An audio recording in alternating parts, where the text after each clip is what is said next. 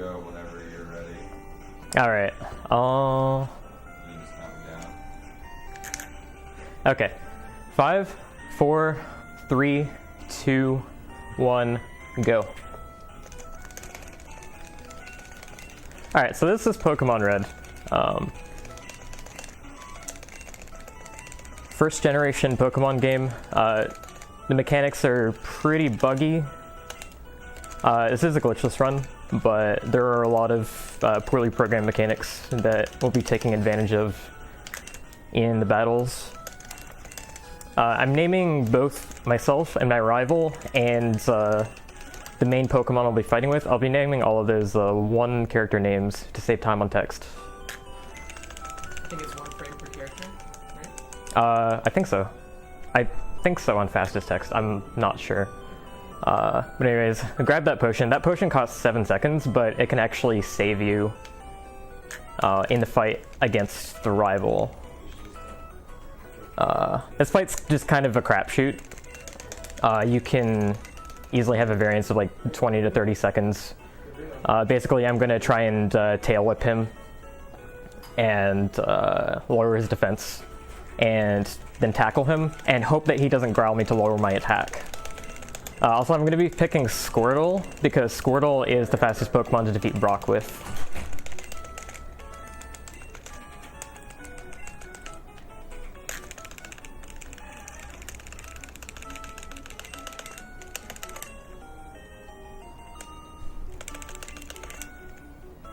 I'm going to name Squirtle I, just because I like to name everything a different one character name, just to reduce confusion on my end.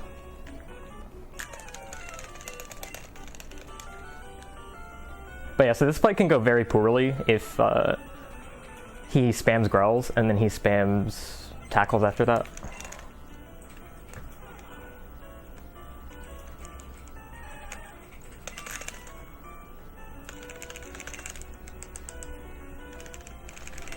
He growls first turn, I tail whip again. And then just roll the dice from here. So,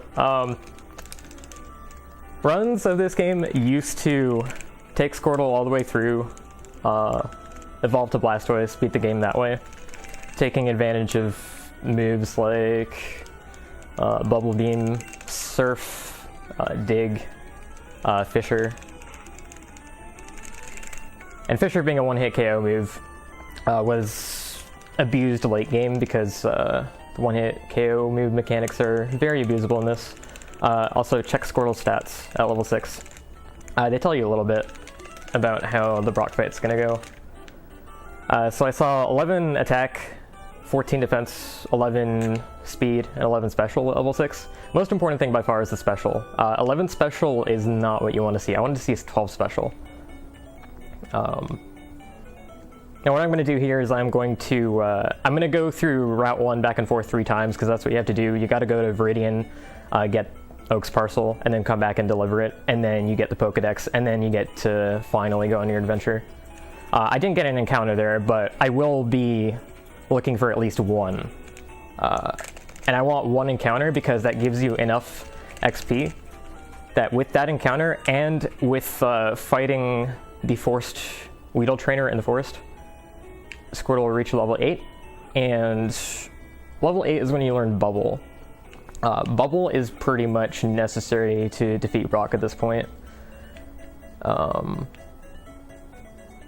Squirtle is much better than Bulbasaur in that regard, because Bulbasaur learns his first grass damaging move, Vine Whip, at level 13, and that just takes way too long to get to.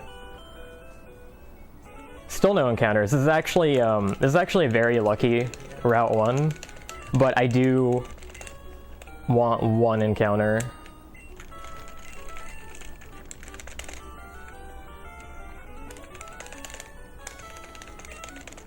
But anyways, Squirtle stats are really not that important beyond the special. Defense can help a little bit in the Brock fight. Attack, not so much anymore. Speed, if Squirtle has 10 speed at level 6, then level 4 Radices can be faster than you, and you can fail to run away from them, which can suck. But just really minor stuff. because we don't use Squirtle for very long at all. A few years ago, what level is this? Level 3, okay, perfect. Kill this encounter, we'll have enough XP. But yeah, so what we do in this run now, what we've been doing for years, is we catch a male Nidoran and go through the game with Nidoking. Nidoking, being a Moonstone evolution, has an absolutely ridiculous move pool. Great base stats, particularly attack. Great speed as well. And attack and speed are really important because attack, you use a lot of physical moves, or rather the physical moves you use are generally the ones that don't have type effectiveness. So you need a good attack stat to be able to dispatch your enemies, hopefully in one turn. In a lot of cases, you want to kill enemies in one turn to prevent them from doing anything nasty to you. Now luckily, last year, a couple of people discovered that it's possible to manipulate the RNG in this game. It's always at a... hold on, I need to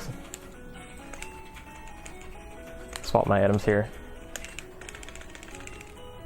If you save the game and reset, and you do the exact same movement from booting up the game, you'll always get the same result. So a lot of these manipulations have been mapped out to try and find useful things, and this is by far the most useful that I'm about to do.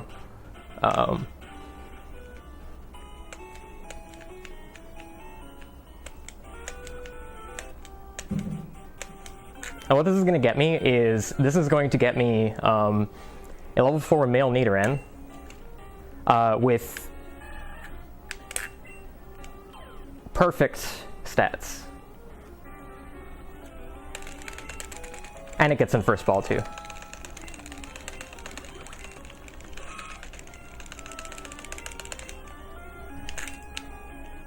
This is the best, like, it has the best DVs you can possibly get. You can't get a better one.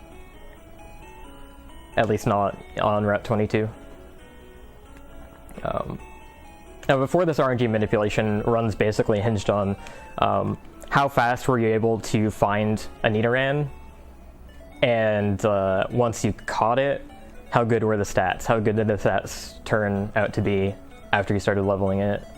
But now we can get the perfect Nidoran every time, so we can always do strats that assume we have the perfect Nidoran, like great attack, great speed, all that stuff. Having great special also eliminates a lot of risks we'd otherwise have in places like Rock Tunnel, where sometimes we're not sure if Thunderbolt's going to kill a Slowpoke in one hit, and Slowpoke might be able to body us with confusion, stuff like that. Also in Viridian Forest, I am walking a specific path. The tiles with the flower in the bottom right don't generate encounters, so if you adjust your pathing to walk through as many of those as possible, then you can reduce the amount of counters that you get. Average is you expect 0 or 1 basically. 1 in, like, even 1 is slightly bad luck, and 2 is even worse than that. This Weedle is very annoying. It's being very nice now, but it can either do String Shot, which will basically do nothing since you're already slower than it, or it can Poison Sting. And you do not want to get poisoned in this fight, because that wastes time. Every time you take a turn when you're poisoned, you have to sit through a couple additional text boxes. And then you'll have to use the antidote to heal the poison after the fight. This is a very good fight. You get to see Squirtle's stats at level 8 here, which aren't too necessary, but I now know that my Squirtle has 13 special at level 8, which is really bad for Brock. Well, that's a bit unlucky. It's fine though. No sense worrying about what you can't control. But yeah, so I hardly took any damage that fight, which is pretty rare. But 13 special of late, you want to see 14 or 15, ideally, because that means that you'll two-shot each of Brock's Pokemon with Bubble.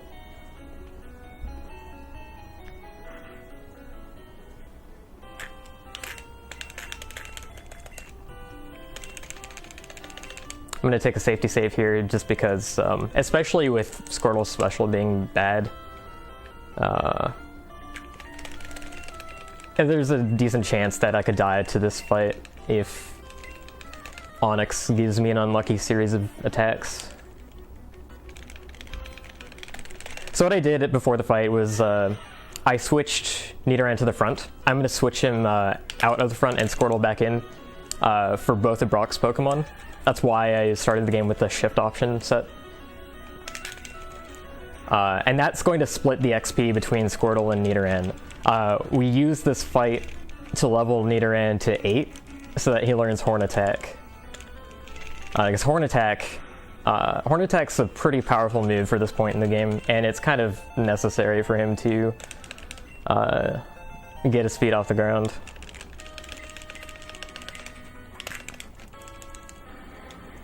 Alright, so I'm going to 3-shot Onyx most likely. And if he uses Bide the turn that I attack, which is his attack that, okay, he used it, I haven't attacked yet, so I'm going to stall tail it. What Bide does is, it stores the amount of damage that you do to him for 2 or 3 turns, and returns it double to you, which is going to kill me no matter what, if I hit him at all.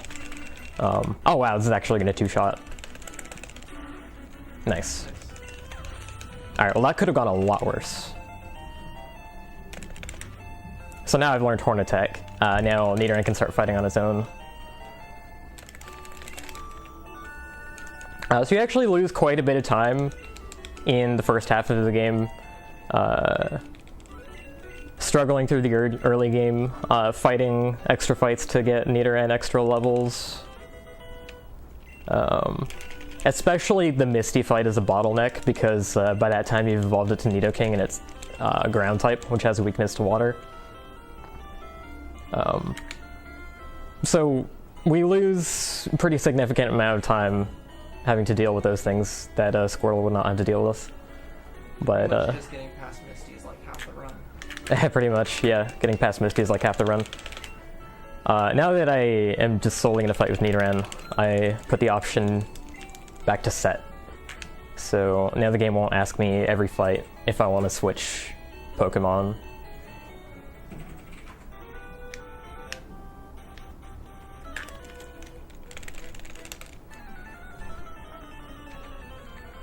Yeah, so this is Route 3.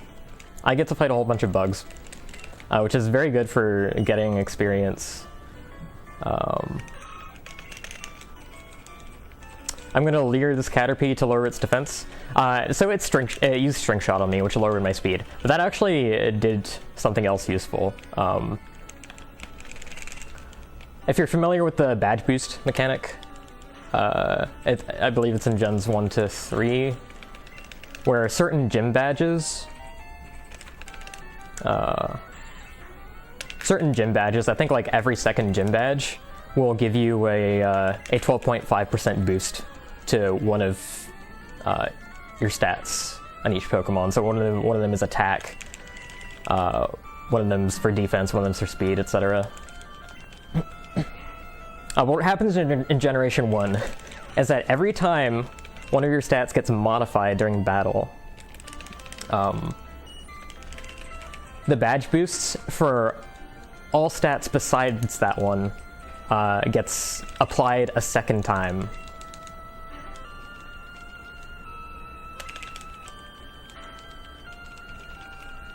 So every time, now that I've defeated Brock and I have the Boulder badge, which gives me an attack boost, every time I get something like String Shot, which lowers my speed, it will also boost my attack. So that comes into play in a few minor ways on this route, but it'll come into play majorly later in the game when we're able to buy X items to boost our own stats.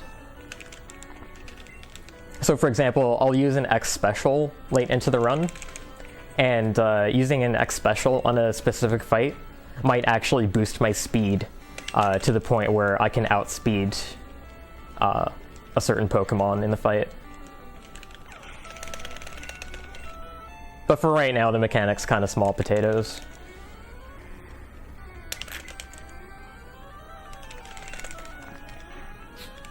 Wrap sucks in Gen 1. Oh, double sucks since it's a critical. 2, 3. Oh, that's not good. I'm gonna heal.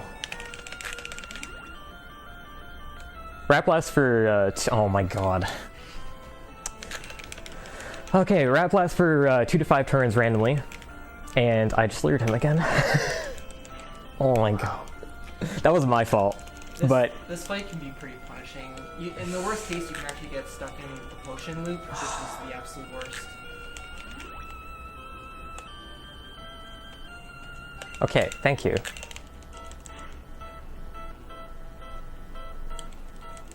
Oh my god. This luck is... This is insane. I was about to say that this fight is a lot better now that we always have the perfect Nidoran and we're always faster than Ekans, because usually most of the time you were not faster or you were speed tied. So if you're slower or you lose speed ties, you can actually get infinite Wrap there because he'll go first on the turn that he releases you from Wrap and then possibly Wrap you again, and there's nothing you can do.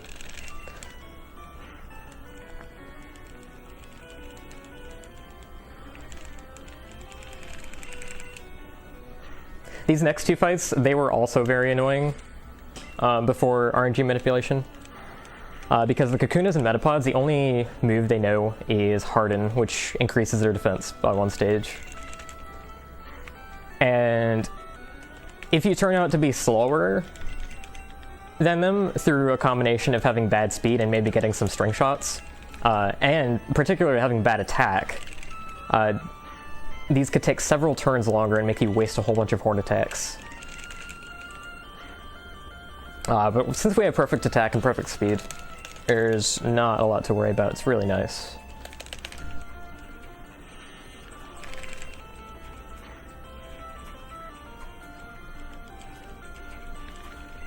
I'm trying to think if there's like anything I started talking about and didn't finish that I would want to cover.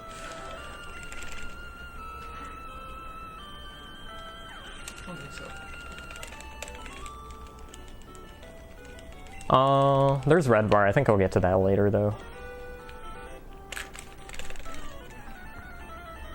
But throughout the run, there are all these little mechanics that the run basically hinges on, and making full use of these mechanics is the difference between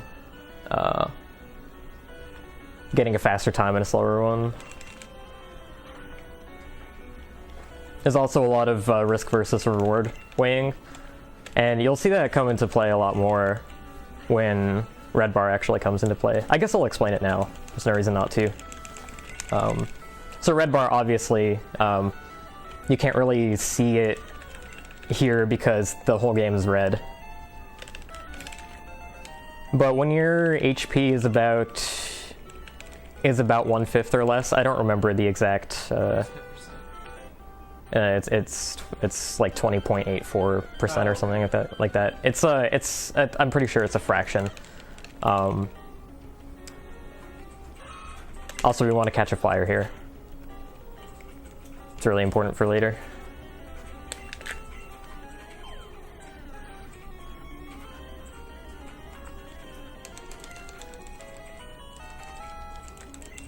But anyways, when I'm under 20% or whatever it is, it's like slightly above 20%.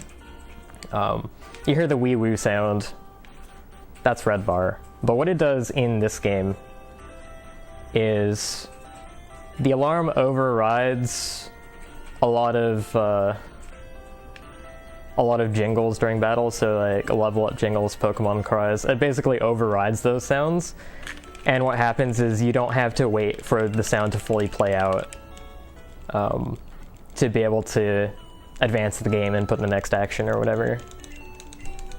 So that makes fights a lot faster. And that's where the big risk versus reward thing comes in, is do I want to risk dying on certain fights for the purposes of attaining or keeping red bars so that the fights go faster. So this is Mount Moon, basically encounter hell. I think average Mount Moon encounters was something like 11, which is pretty nuts. But since we have RNG manipulation at our disposal now, I'm gonna fight 2 trainers in here because I need the experience from them to get to level 16 and evolve to Nidorino, and then I need to do that before I can use the Moonstone in here and evolve to Nidoking. So I'll be fighting these 2 trainers, and once I fought the second one, the last, I'll be starting another RNG manipulation where I attempt to do 2 things. One is get through a large stretch of Mount Moon without any encounters. The other thing I'm going to try to do is guarantee myself a Paris to catch.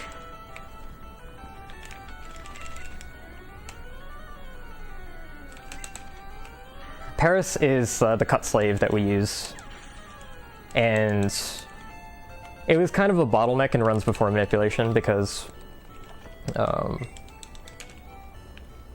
it basically hinged on, were you lucky enough to find a Paris in Mount Moon? Nice movement. You know, if not, then you either had to catch an Oddish on Route 6, which is super unreliable, or if you had the Spearow, you could spend like 55 seconds trading it for the Farfetch'd in Vermilion City, and both of those options were not great. So you really wanted a Paris in Mount Moon. The problem is that first floor, you have a 5% chance of encountering a Paris. Second floor, you have a 10% chance. Third floor, you have a 15% chance. Even with all the encounters you're likely to get in here, you were not all that likely to get a Paris.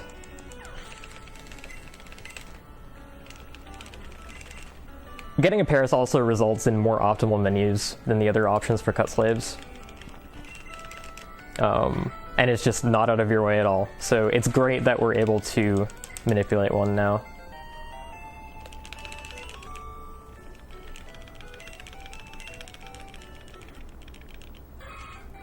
So the reasoning behind doing RNG manipulation for certain things, and why it's possible for certain things and not others, is basically anything where you can do a whole stretch of the game like basically frame perfectly, the exact same way every time, is a candidate for RNG manipulation.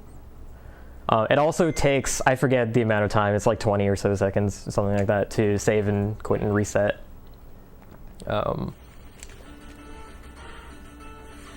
So if you're doing that, it has to be worth the time spent doing that, which here it is, unless you're going for god luck for whatever reason. So I'm going to do a very specific movement path, and hopefully not get any encounters, except the one Paris that I want. After I get that Paris, it's kind of free game for anything else again, like, because of text boxes in the battle, I can't clear all of those frame perfectly.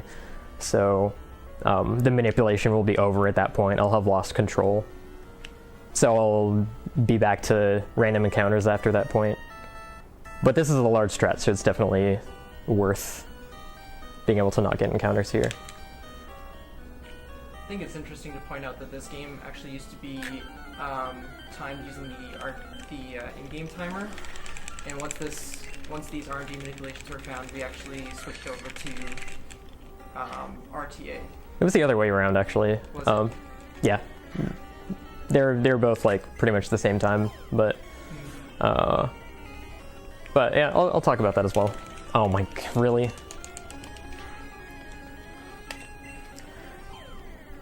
You can get Paris first ball without attacking it as part of the manipulation, but this particular setup for it is pretty inconsistent. Please get in the ball. So I just usually choose not to do it. It usually gets in the ball when I horn attack it. Oh. You can skip that little like boop jingle at the end on a 5 character or less Pokemon that you catch if you mash hard enough. So yeah, what Trident Tail was briefly mentioning was the switch between how this game used to be timed using in-game time and how it's now timed using real time. It was timed using in-game time for years because that's is basically what the community had stuck with for a long time since most runs with an in-game timer were originally timed that way on Speed Demos Archive. People just continued that tradition. The in-game timer, that was a nice critical, by the way, that wouldn't have died in one hit. Also, this Zubat has Supersonic. I do not want it to use that. Okay, failed. That's good.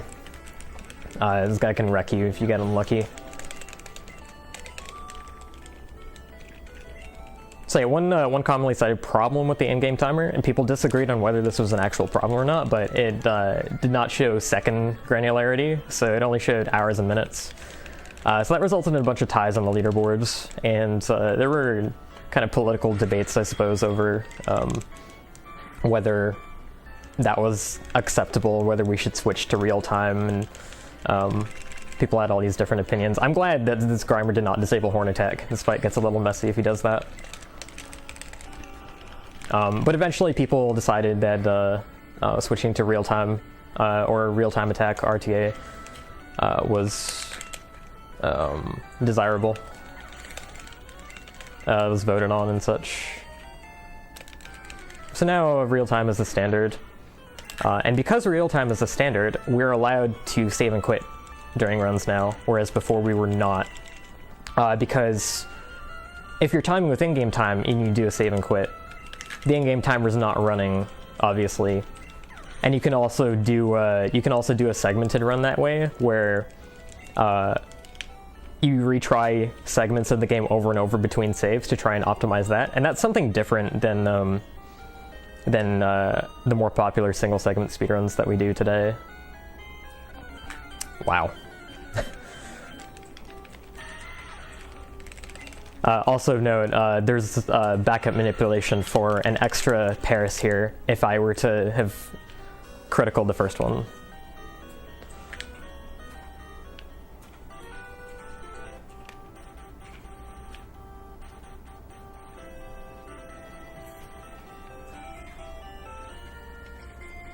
But yeah, so real time's the standard now, and we have seconds to break ties, which is nice. Some people kind of like the ties. I didn't personally, but this isn't about like personal opinion or whatever.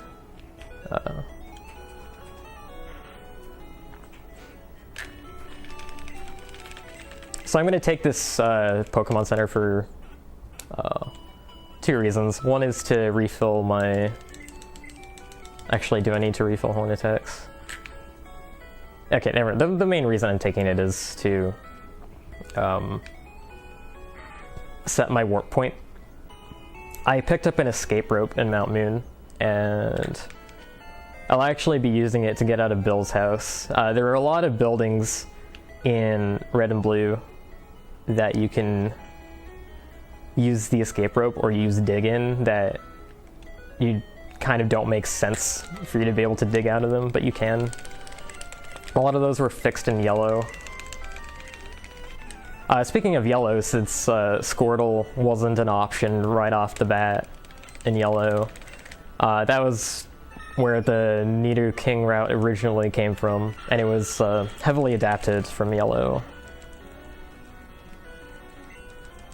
So we actually use a lot of the same strats. Okay, Sand Attack failing is very good.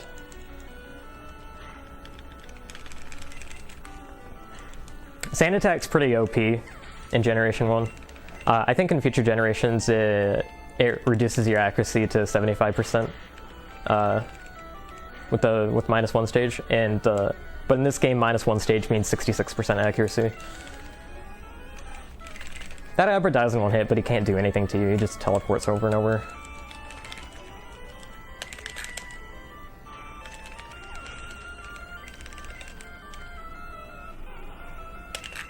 This Bulbasaur knows Growl, which can drag out the fight a lot if you get sand attacked and you keep missing. This isn't gonna kill it unless it criticals. No.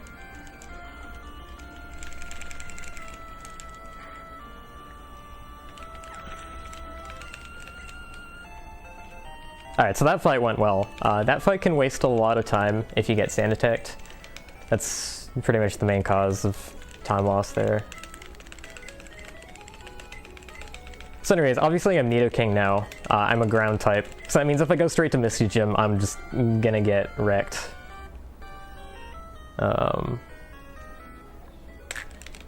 So we go up Nugget Bridge and visit Bill first. And by the time we've got up Nugget Bridge, we've accrued enough levels to be able to take on Misty.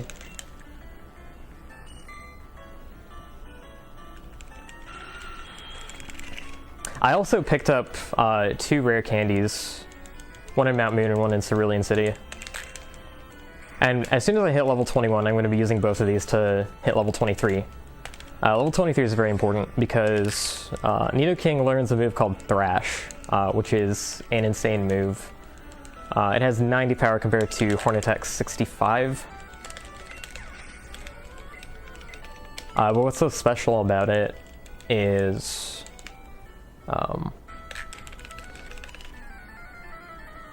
when you use it, it puts you in a state of thrashing about where you're forced to select it every turn until it runs out. And it lasts randomly between 3 or 4 turns. So it's faster not having to select the move. The animation's also a bit faster.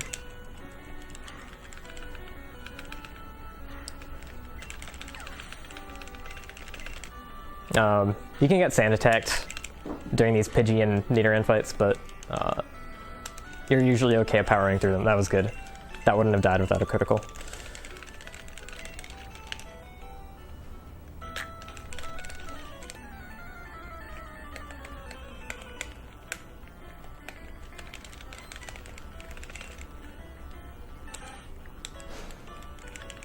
I don't even remember what I was just talking about. I have a really bad habit of distracting myself.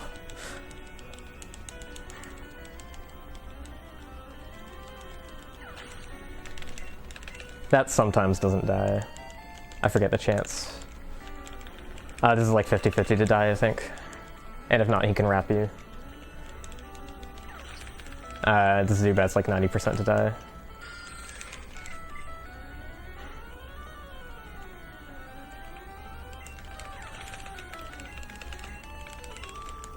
Anyways, yeah, Thrash. So it randomly lasts between 3 and 4 turns, and once it's over, you're confused. And confused means that on each turn, until you snap out of it, you have a 50-50 chance to hit yourself instead of executing whatever action you intended to. Which sucks. Not a good position to be in. Usually, if it ends up happening... That was a nice critical too. Usually if it ends up happening, you're going to want to switch out Pokemon to remove the status. But that also wastes a ton of time, because you have to sacrifice an HM slave. It gets messy. It's actually one thing that you can do during the rival fight in Cerulean, is if you get sand attacked twice, or if you get sand attacked once and you don't feel like risking it, you can switch out. You can sacrifice your flyer, usually, is what you'll do there. Have it die, and then switch Nidoking back in and finish off Pidgeotto. I'm using Poison Sting to finish off enemies that are weak enough, because Poison Sting actually has faster animation than Horn Attack. Moves that have a chance of like inflicting a status or a stat change usually do a screen shake instead of a flash, and the screen shake is like 50 frames faster or something like that. Thrash also has a screen shake. I don't think it's because of any status, but probably because just the way the move works is pretty special.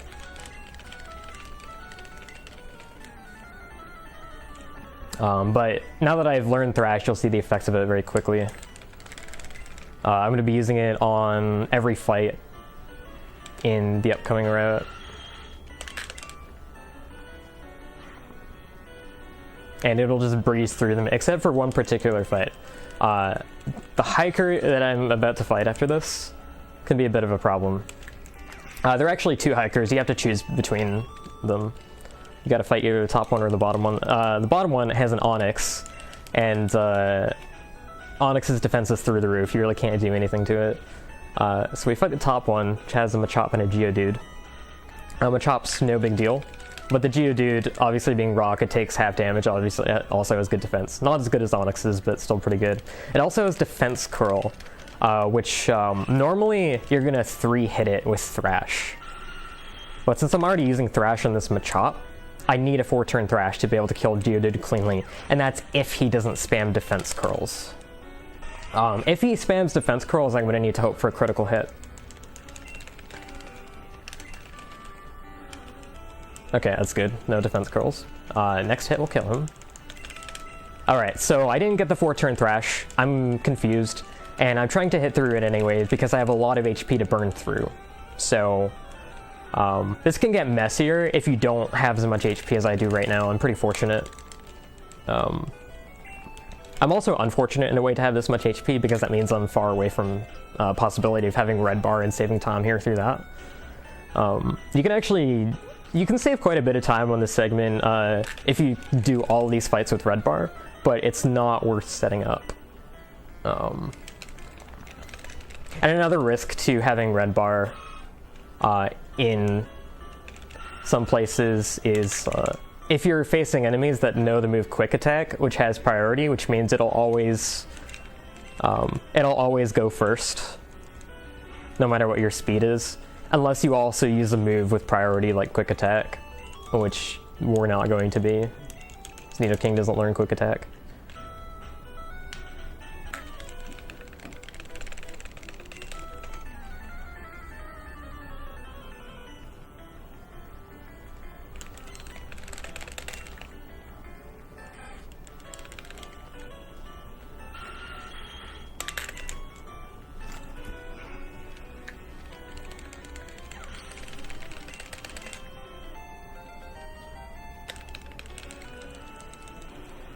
So I think I picked up the elixir on this route.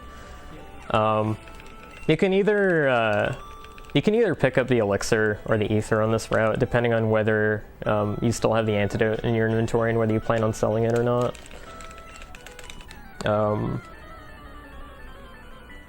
This is something I can talk about as well as the inventory management in this run has been very it's been very meticulously routed. This game just has so much optimization put in by the people who've routed it over the years.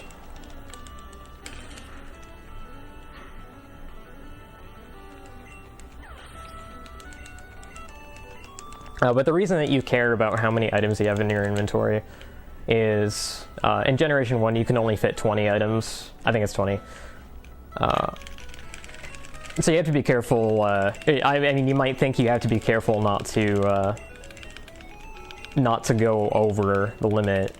But what you really want to do with that is actually, once you reach midway through the game, you want to be full. You want to have all 20 slots in your bag filled for as long as possible. Because each of the gym leaders that you defeat will try and give you a TM.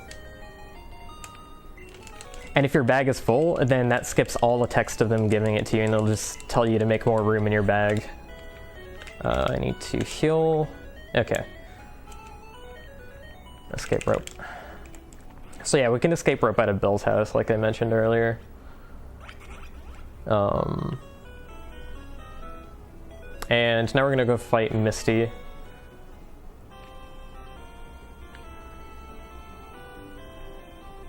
First, we gotta take care of this junior trainer. All she has is a Goldeen. This Goldeen never dies to Thrash unless it criticals. And it has Peck, Tail Whip, and Supersonic. You don't want to see Supersonic.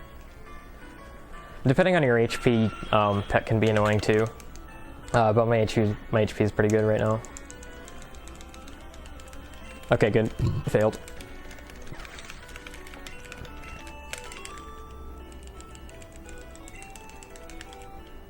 Alright, so Misty used to be a super scary fight. But now that we have perfect speed Nidoran, we're always going to be faster than Starmie, and Starmie is the really scary one here. Staryu pretty much always dies to Thrash. It actually, I think it is guaranteed at level 24 with perfect attack. Now I'm level 25, which is barely enough to take care of Starmie. But the scary thing is that Misty has what's called good AI. Oh, wow. Alright, well, that happened. That's extremely unlucky. Did you say it? No. It's okay. Give me more time to explain this. Just kill me, please.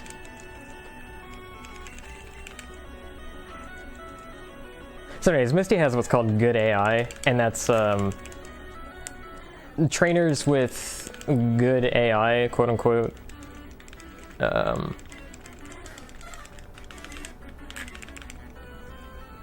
If they have moves where the type is super effective against your Pokemon's type, they will always use that.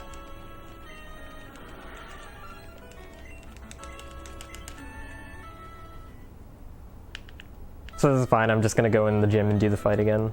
It's not a big deal. I'm gonna lose some money, but I can make it up later.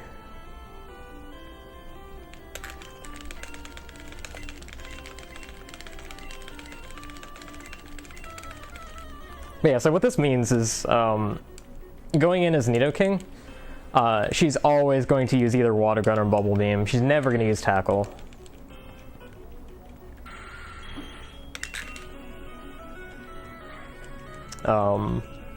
And the only reason I died on that fight is because Bubble Beam lowered my speed, which I think it has like a 25% chance of doing that.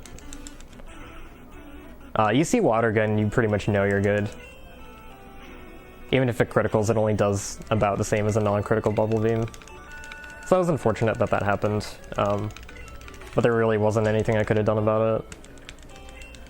This fight used to be way, way worse when your Nidoran usually wasn't faster than Starmie. Because Bubble Beam does about half your HP. And Starmie's base speed is very high. And in Gen 1, critical hit rate is actually entirely dependent on your Pokemon's base speed. So Starmie has like a pretty much like a 1 in 4 or so chance of critting. Something like that. It might be 1 in 5. Nidoking, for reference, has a 1 in 6 chance of critting.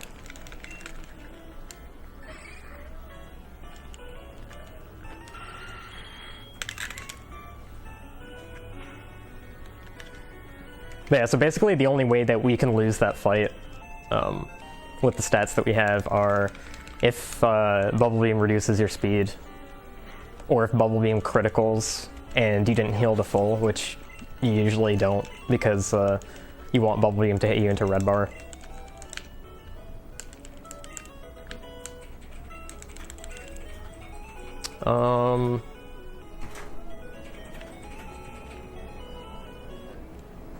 I guess another thing that can go wrong is if she uses X-Defend on Starmie, but there are ways to deal with that.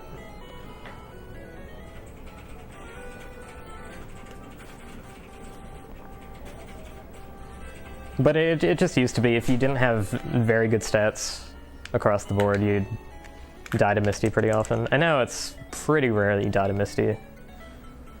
So I just did a jingle skip there. I was able to pick up that full restore before the music finished transitioning from, wow, unlucky. Before the music finished transitioning from the other area's music to the underground tunnel's music. and because of that, the game wasn't able to load the jingle for picking up the secret item, which lasts for several seconds. And because it didn't load the jingle, what you can see from when I have red bar, I don't even think I've had it yet, but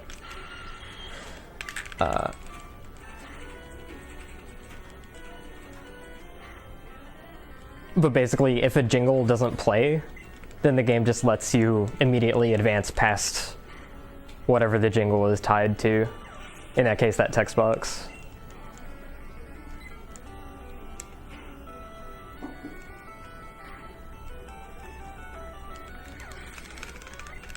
This is a bit of a scary situation if you're at very low health, because all those Pidgeys know quick attack.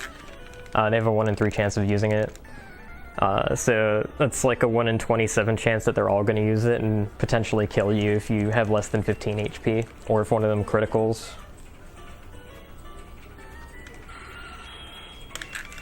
But because I died and I got a full heal out of dying, my HP is at a very comfy spot. Maybe a little too comfy.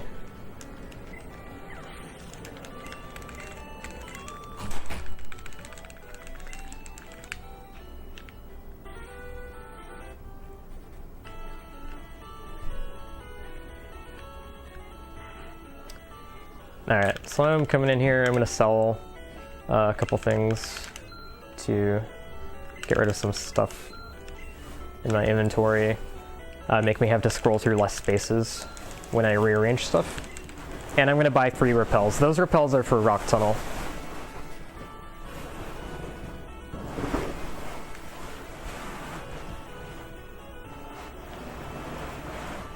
So now I'm going to the SSN to get the cut HM, and then I'll use the cut HM to access Vermilion Gym, defeat Surge, get the Thunder Badge.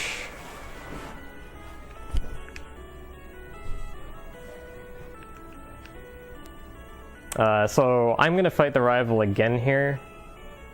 This fight can also be kind of messy. The rival fights are actually half of them are like the most complicated fights in the game, and the other half are like the easiest fights in the game. And this is one of the complicated ones, because what I want to do actually is I want to be, after this fight and after Surge's fight, I want to be at an ideal HP to be able to get red bar. And one option you have for getting red bar here is stalling on Surge's lead Pokemon, a Voltorb, to try to wait for it to use Sonic Boom. Sonic Boom does a flat 20 damage.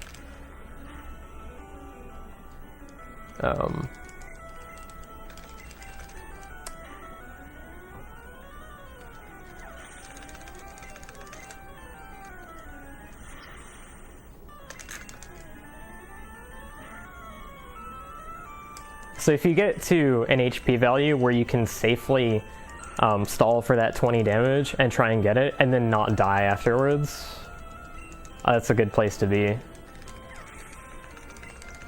My HP is not great here for this, but it's not that bad either. I have 34. Taking 20 damage will put me in red bar, so I think I'll actually go for that.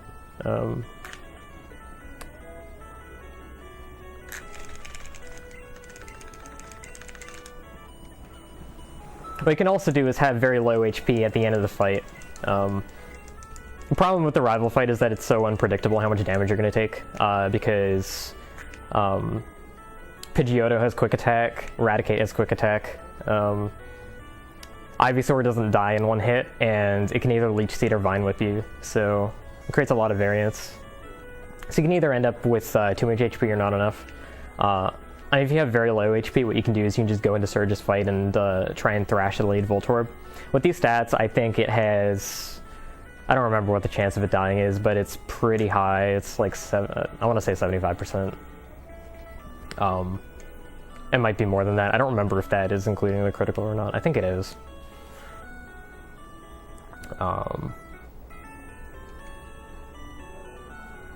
But yeah, so basically your strategy here revolves around how much risk do I want to take to trying to get myself into red bar? How much time am I willing to spend trying to do that if, you know, Surge's Voltorb decides not to cooperate and just keep tackling me or use an X speed?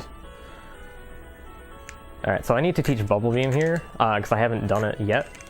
You can actually teach Bubble Beam at any point up to this point. You generally want to try and do it at the same time as healing with the potion, which I did not have to do here. So that's why I haven't done it yet. You definitely want to do it here.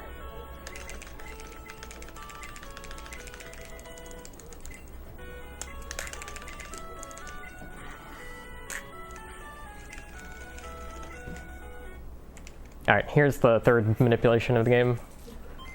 And the last one. Surge's trash can puzzle used to be a huge run killer.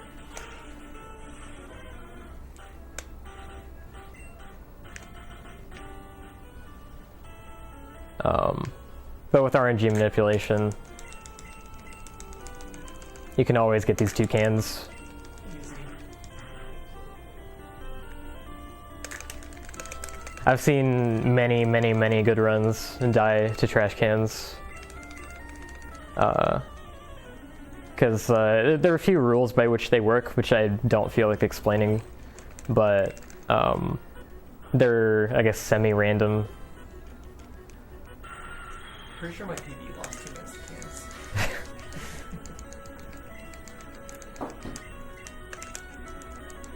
Alright, so I'm gonna stall, wait for Sonic Boom. I have 14 HP, which is kind of high. I'm not sure how long that's gonna last me. But what's nice is that since I didn't thrash Voltorb, I don't have to rely on getting a 4-turn thrash here.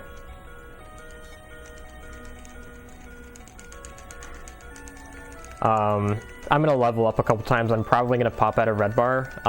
There's a couple opportunities in Rock Tunnel, which I'm gonna be going to very soon, where I can intentionally let something hit me to do a certain amount of damage to me so I can get back in red bar.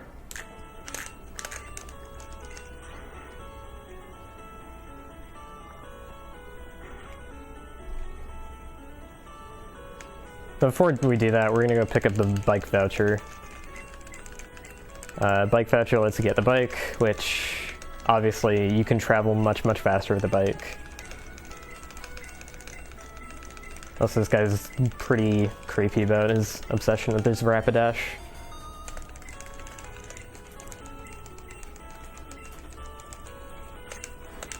I'm just gonna dig a hole right out of this guy's house. Yep, you can dig out. There's another one of the buildings you can just dig out of, which is fixed in yellow. In yellow, you actually have to walk out and walk all the way to Diglett's cave.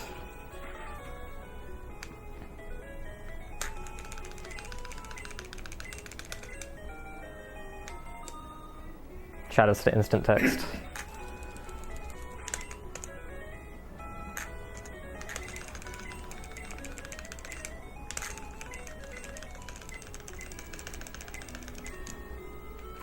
There are a lot of menuing techniques I'm using also that I haven't really made mention of because I find them kind of difficult to explain. But I think I'll forgo that for now and talk about how much this fight sucks.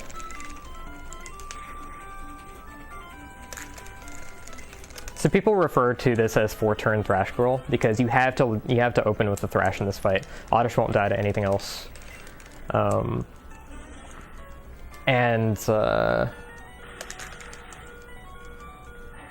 if you get a 3-turn Thrash and you get confused on the final Bellsprout, you can be left with pretty much no good quick options other than switching out.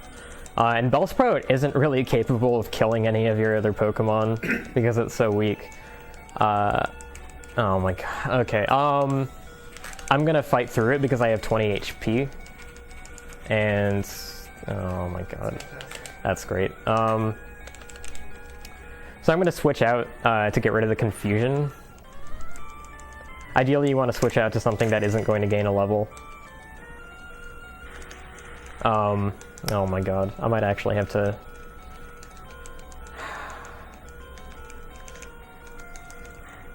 Alright, well, I could have died to a critical there, actually.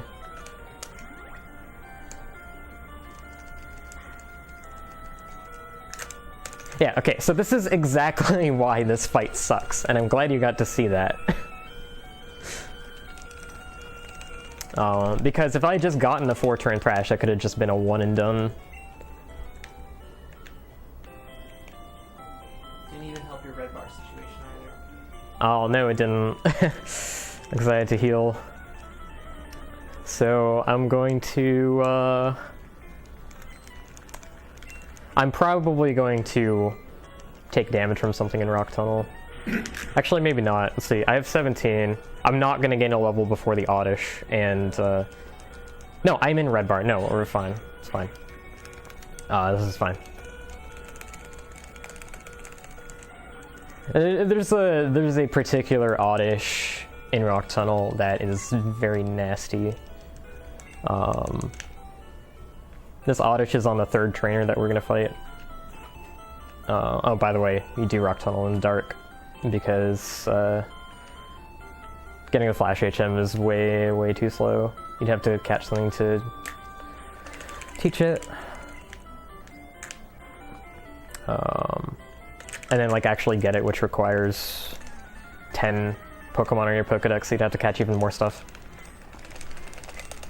So pretty much every fight in Rock Tunnel you can breeze through by using something that they're weak to, or thrashing the hell out of the weaker normal type enemies.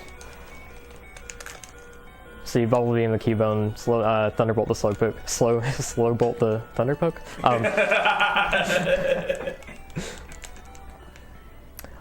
This second Slowpoke, this is level 25 that I'm about to fight. This used to be very scary in runs before Manip. If you had a very bad special stat, then this Slowpoke had a good chance of living a Thunderbolt. Which sucks, because it does Confusion, which does like 20-25 damage to you, and it means that you can't safely keep red bar through this fight. It's going to be a risk. So stuff like having the Maniptonito with perfect special, perfect everything, is great to eliminate some of those risks entirely. So this is the Oddish fight I'm talking about. This Oddish has like a 45% chance to live Thrash. I think that's including criticals.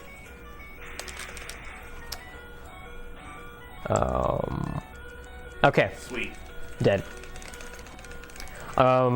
If that Oddish lives, see, what does he got? He's got Absorb, which does 5 damage, no biggie. He's got Stun Spore, which sucks because you're paralyzed. You have to go through the whole fight when you're forgot to stack Maripel. Also, I want to try and not hit optional trainers in the dark. Please. Wow. Okay.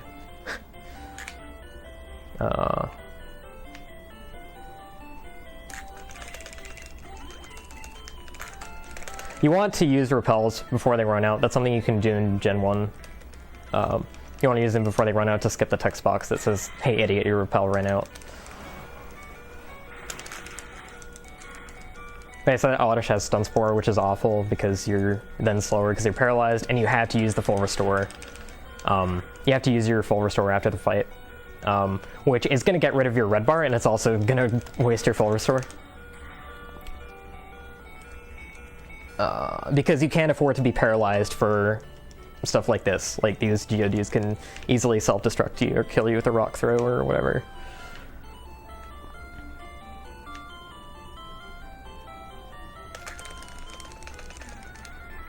I think the worst thing Oddish can do to you is Sleep Powder, because when you're locked into Thrash and you get put to sleep, the game continues to choose the fight option for you. So you're not able to heal if you're put to sleep while thrashing. So, and then because the AI won't use status moves on you if you already have a status, it will just spam absorb. So you'll take 5 damage every turn, and you'll just, almost every time you will die. So that Oddish is a run ender. That's why I saved it for it.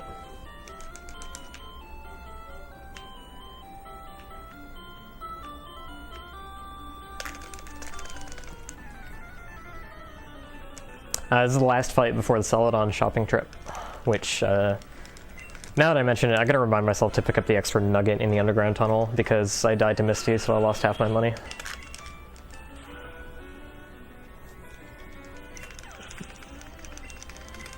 It's 1 second slower to Bubble Beam at Growlithe instead of crashing it, but it's guaranteed to die to a Bubble Beam. And if it uses Ember on you and burns you, then that can complicate things and make you use the full restore, or make you possibly have to spend money on a burn heal. And please don't run into this trainer. Okay. I think she has like 5 Pokemon or something crazy like that. It's really bad. 5 19s.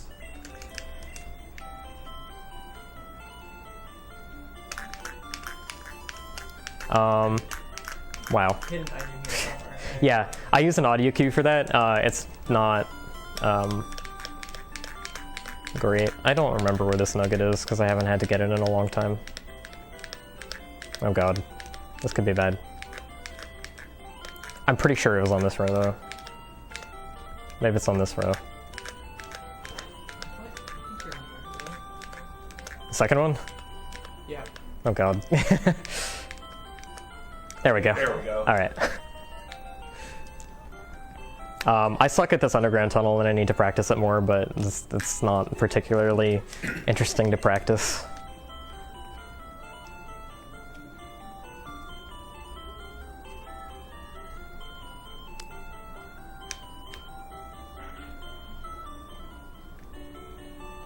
Alright, so now the shopping trip. I'm buying TM07, which is Horn Drill. And I'm buying enough super repels for the rest of the game. And I scrolled down to the super repels first before buying the super potions, so that after I bought them, the cursor would go back to the top and I'd be right at the super potion. I'm going to do that again when buying X items.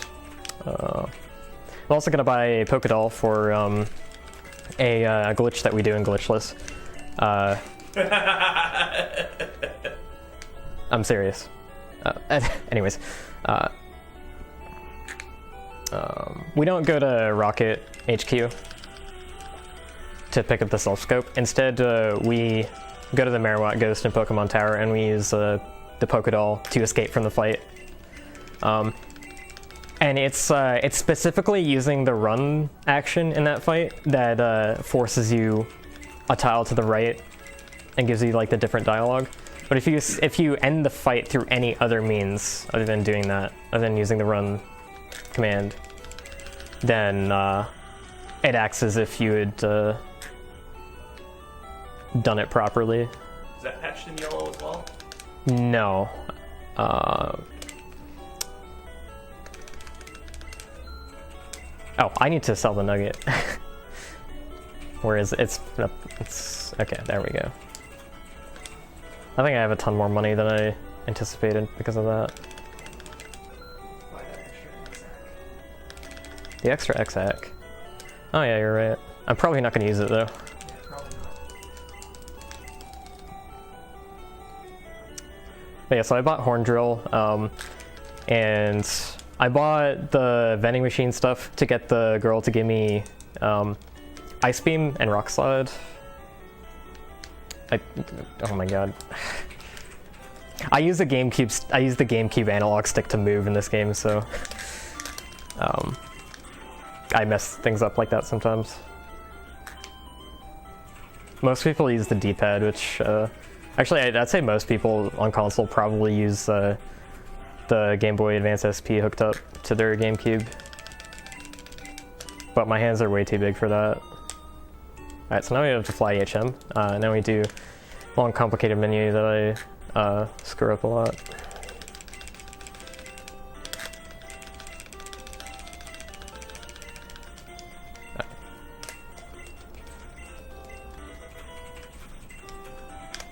Oh my... Okay, no, that's fine.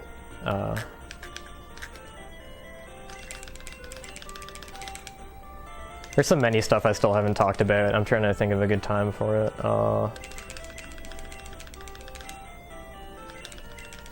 Did I do everything I wanted to do? I think I did. I didn't use the super repel, did I? No, I didn't. I mean to do that.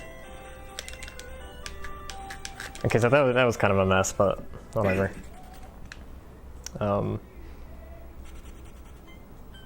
But yeah, I have Horn Drill, which is a one-hit KO move. I talked briefly about one-hit KO moves everywhere, but I didn't actually explain anything about the way in which we abuse them. But you'll see that in this fight. In Generation 1 and 2, X accuracies, when used, just completely skip the accuracy check. The game just ignores anything to do with accuracy and just always hits. I didn't know Flute was in Gen 2 as well. Yeah, so it's, okay. If you're at lower HP, you want to actually Thunderbolt this Pidgeotto instead. You don't want to set up the X-Ack on him, because he can kill you like that. Quick attack. But anyways, that causes one-hit KO moves to just always hit. You might see this and think, oh, well, it just cheapens the run.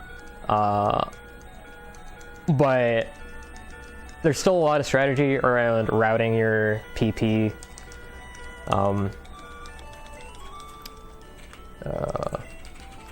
Trying to keep red bar, which is a risk here.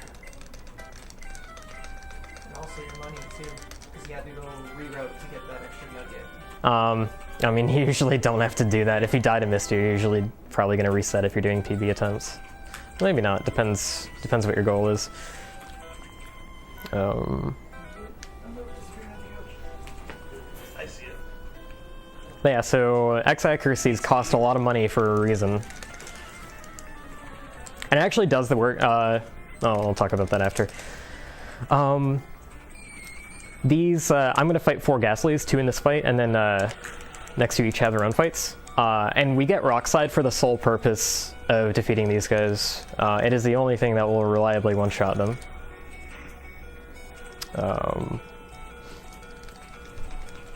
Because they're ghost types, they have high special stat, so Thunderbolt's not going to do too much to them. And they won't die to... Well, I can't thrash them because that's a normal type move and they're ghosts, they won't be affected by it. So Rock Slide is like... Rock Slide's like the only good option at this point. Dig would be a good option, but for some dumb reason Nidoking can't learn Dig in Gen 1. And Dig has 100 power, which pretty OP. But anyways, scary thing about those two Ghastlies I fought is Rock Slide has 90% accuracy, so there's a 10% chance each Ghastly that you're gonna miss. Just like that. Much better for it to happen on this one.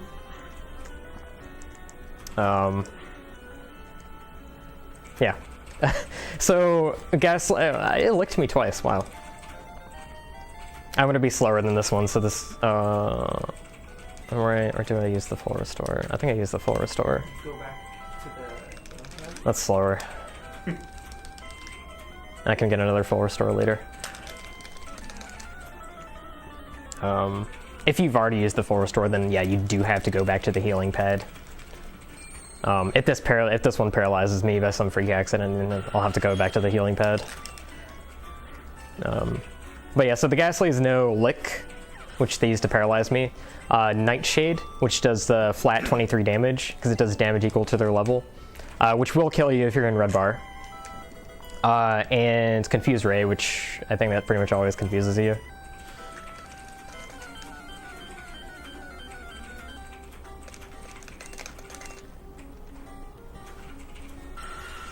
Alright, I'm just gonna get rid of this unidentifiable ghost. See you later, Marowak. See you later, Rocket HQ, and actually good music. kind of sad we skipped that because that's my favorite music in the game. You get to hear it briefly in Bruno's room, but it's not enough.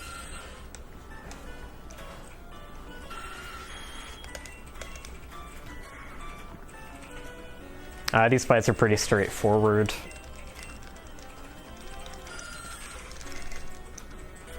In the next fight, it's actually worth it to... the fastest way to do the next fight is to use an X accuracy and horn drill the coughing and the... I think it's a drowsy.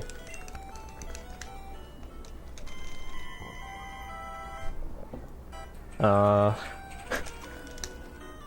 think there was a highlight of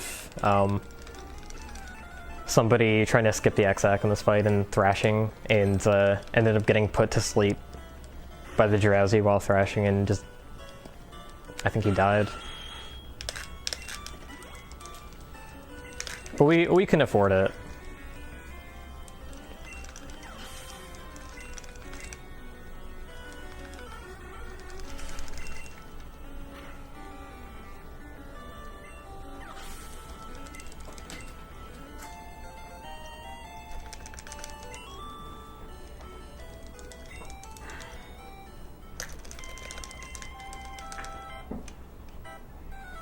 I never mentioned this, but throughout the game I've been going out of my way to talk to trainers instead of walking in their line of sight, because it's faster than getting the exclamation mark to appear over their head. It takes like a second.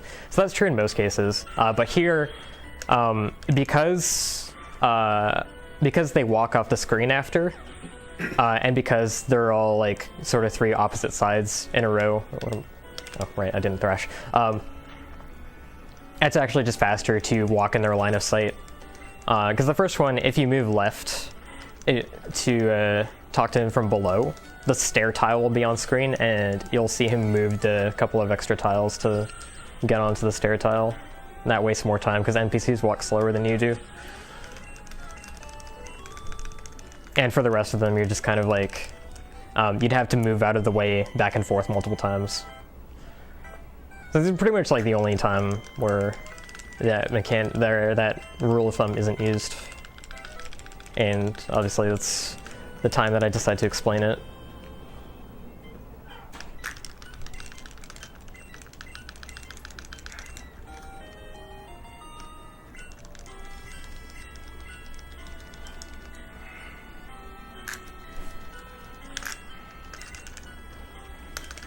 Alright, so now that I have the Poke Flute, I can go to Cycling Road and head to Fuchsia from there.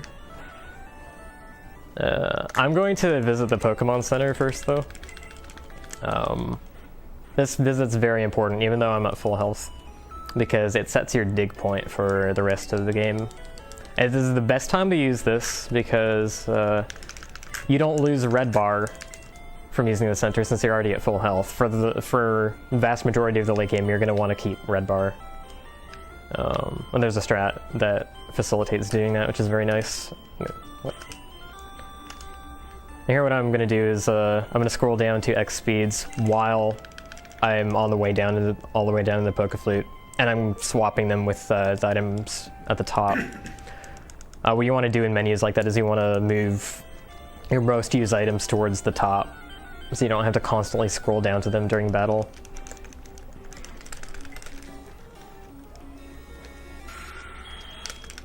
And much to the dismay of most casuals, run away from Snorlax.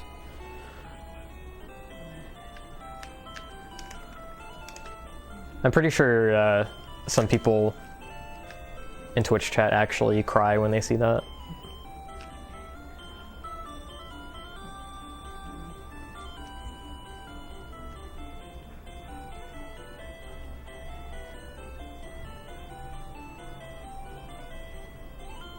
Enjoy the bike music, it's great.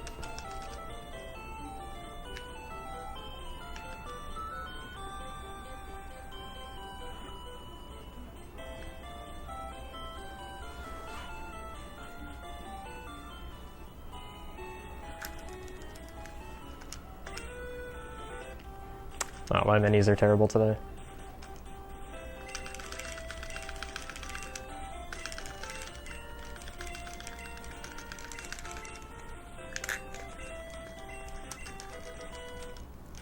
Good old Bolt Beam. Yep. Oh, Bolt Beam's gone now. Oh, Bolt Beam is gone. Sorry. Oh wait, no, you're talking about Ice Beam. Never mind. Yeah, I was talking about Ice Beam. My bad. My bad.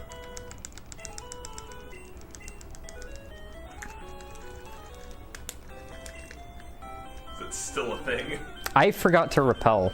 Wow. Good job.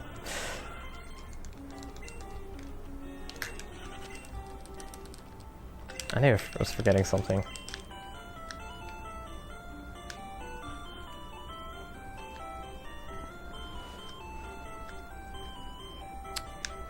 So there's an extra full restore in the Safari Zone that you can grab, and I was gonna grab it for my friend Pidge, who did the SMRPG run yesterday because she's very sick. But I used mine in Pokemon Terra, so I'm gonna have to grab that one for myself instead. Sorry, Pidge.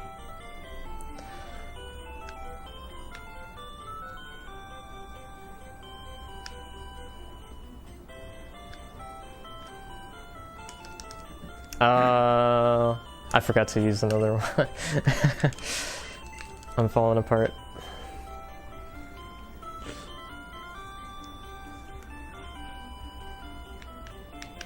Wow. Movement in this game is like really easy compared to other generations of Pokemon games, so it just kind of feels bad when you mess up a movement related thing in this.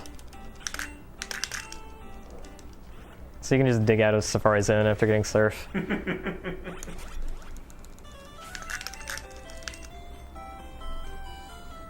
Now I'm gonna go to Silph and common rookie mistake is accidentally using a Super Repel on your way to Silph because your cursor's on it from the Safari Zone. So I'm always like super conscious of making sure that I'm holding up when I'm mashing A. I actually like the music in Silph a lot. It's pretty good. Yeah, it's nice. So shoutouts to some random chatter from last year who was in a Twitch chat, and he kept asking the runner of this game, whoever I was watching, kept asking him like, what's your favorite Pokemon? What's your favorite water Pokemon? What's your favorite ice type move? What's your favorite this, that? Just all these questions. So I asked him, what's your favorite tile in Silph? And he said the first one. Yeah. Pretty respectable answer.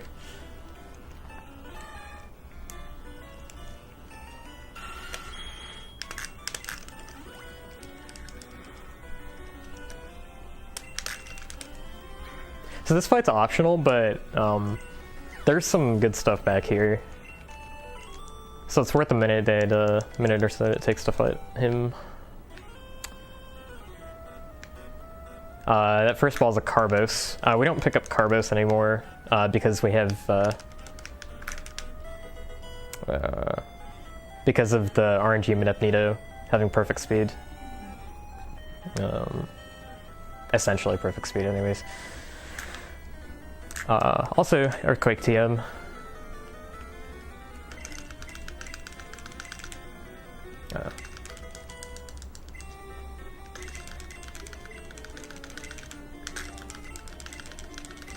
Also, when you're teaching HMs, in the menu, you also take advantage of the fact that because you don't consume the HMs, they stay in your inventory, so your cursor stays where they are. When you teach a TM or you use any consumable that you only have one of, your cursor goes all the way back to the top of the menu. So that's kind of what menus are routed around, is like swap things from the top to the bottom with things that you want at the top. And then use stuff at the bottom that is non-consumable first, and then use the consumables when you want to wrap back up to the top and maybe swap another item down.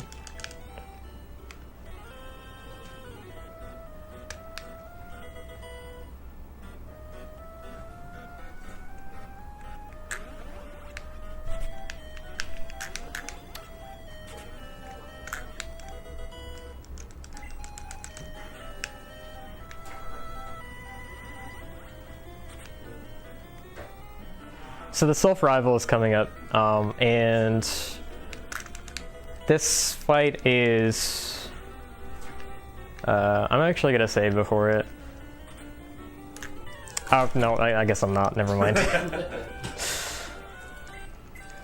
I probably won't go for red bar here then. I kind of wanted to show off what it's like going for Self Red Bar.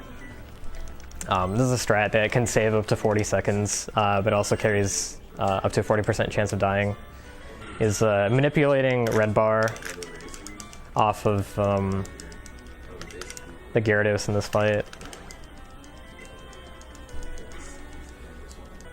I think I'm gonna pass on that. Yeah, okay. I'm not in great shape for it right now. With the viability of this strat, pretty much depends on how much damage Pidgeot does to you. And since it has quick attack, the amount of damage, it has quick attack and it has Whirlwind, which does nothing. And Sand Attack, which also basically does nothing since you use the X-Ack. So the damage you take in the when setting up varies a lot.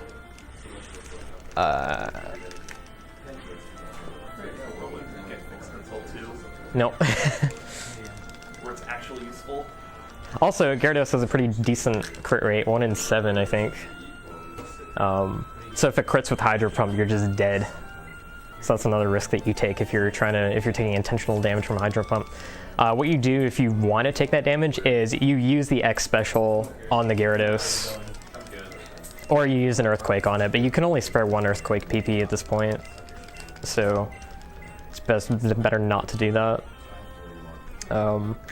Being at low health, you're able to carry it through a bunch of fights here, but it also carries a lot of risks, like I'm going to fight Giovanni after this. This fight's free, but Giovanni you need an X accuracy for. So you need to Horn Drill Kangaskhan and Nidoqueen.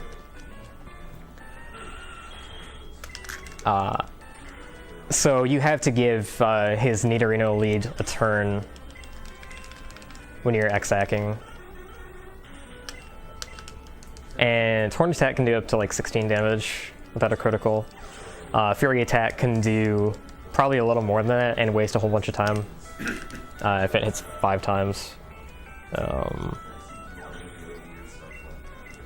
So you risk that if you're at super low HP. And one of the biggest risks is we're going to Koga's gym after this. We're just going to fly over there.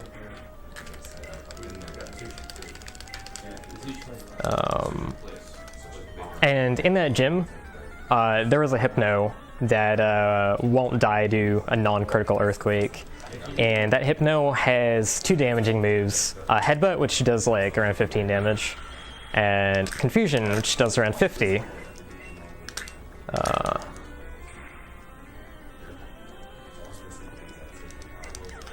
So if you go into that fight with less than 50 HP, that's actually a huge risk. I'm honestly, my HP is a bit too high here. I'm kind of playing with fire this as well. I'm trying to think of what to do. I might actually stall on the Hypno to try and get it to do Confusion on me. My HP is kind of high. I don't want my HP to be high. I want it to be like 77 or lower, I think. And I specifically want that for one of the coolest strats that was come up with in this game, in my opinion.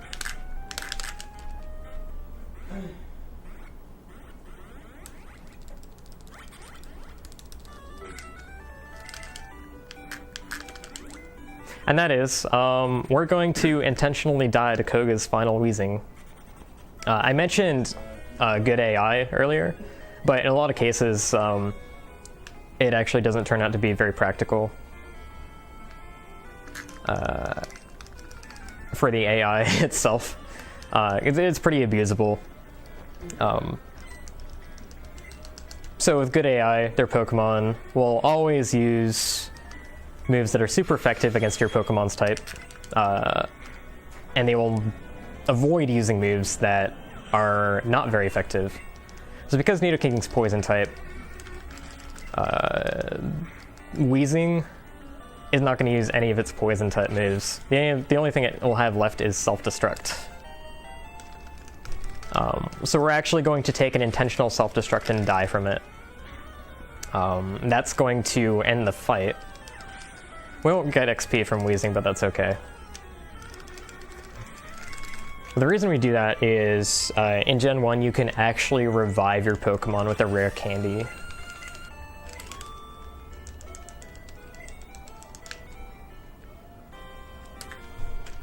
I need 2 Elixir here.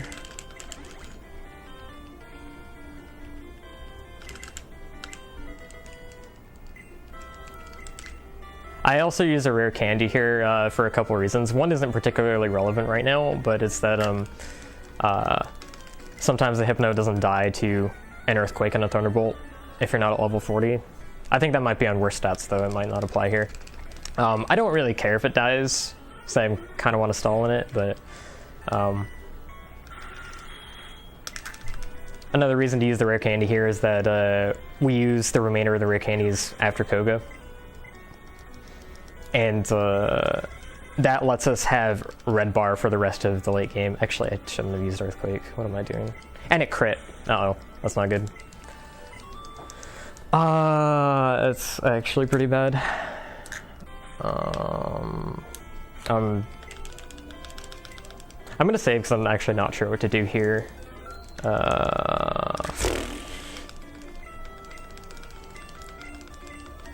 This sucks.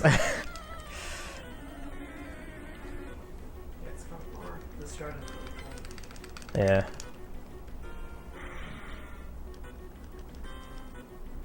Because I'm not gonna die to self-destruct unless he uses a bunch of X attacks. These coughings don't do very much either. I'm actually gonna see what this guy can do.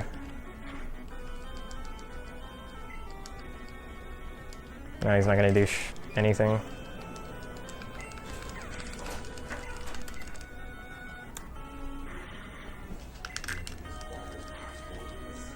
So I'm just gonna hope that Kogi uses an X attack on Wheezing.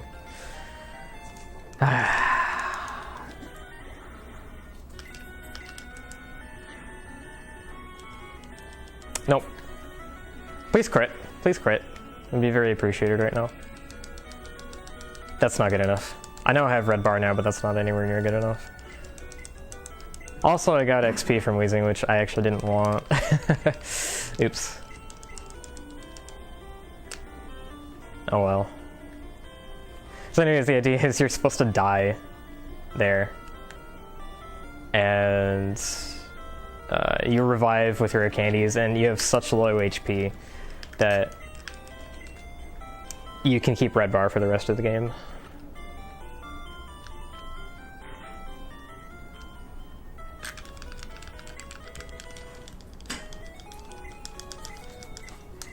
Turn in the gold teeth for strength HM. Which I'm actually surprised that you can give that to Squirtle without evolving it.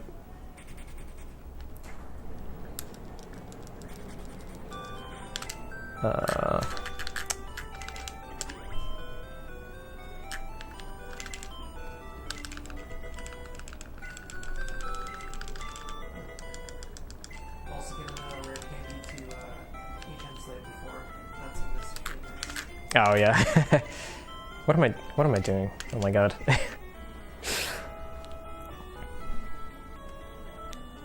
Yeah, you don't want to accidentally give a rare candy to Squirtle or your flyer.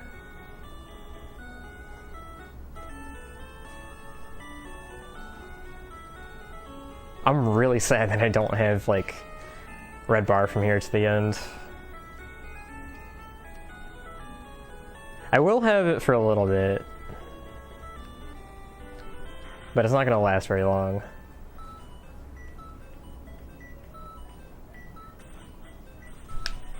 What am I doing?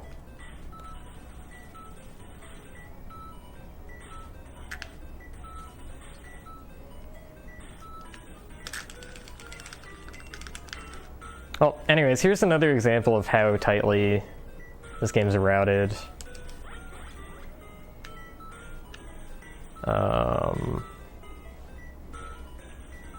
Repels will only, oh my god. They'll only let you avoid encounters that are, I believe, no, it's not what I want. Oh my god. Okay.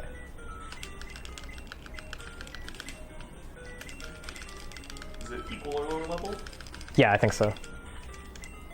Because I know that's the way it is in later gens. Yeah, equal or lower level is, I believe, how it is.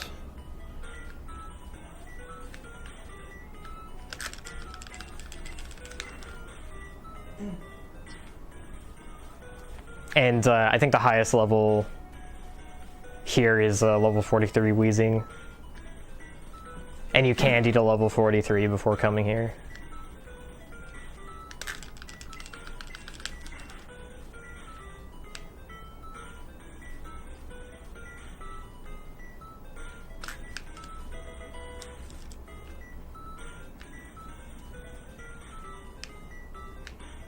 You also grab these 2 rare candies, and you actually have to use them on the spot right here because your inventory is too full to pick up the secret key otherwise. Candy was there either. Some of these I might need to remember for rando.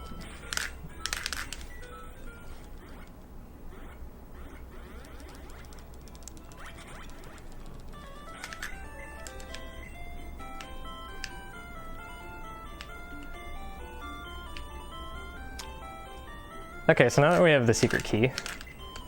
Oh, I was already on Paris. Wow. We basically tackle the rest of the gyms. Erica's supposed to be the 4th gym, but we're doing it... Actually, we're doing it 5th, so that's not like too far out of the order. But the next 3 gyms, Erica, Blaine, and Sabrina, the order that we used to do them in actually varied slightly depending on stats.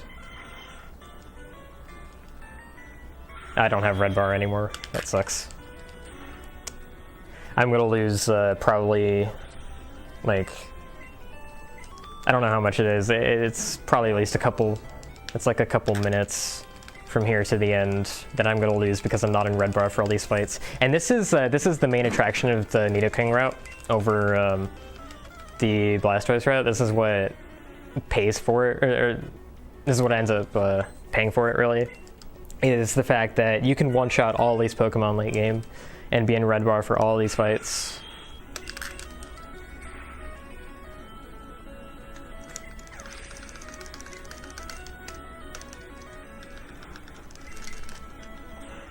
Because I want to say this Pokemon has the most diverse move pool in all of Gen 1.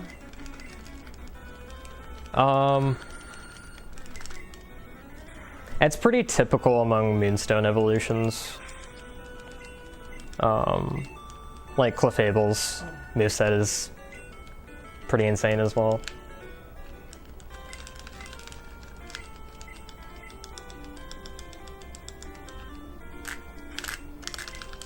I think people determined that running with Clefable is actually also faster than running with Blastoise, especially since you can Minute it now.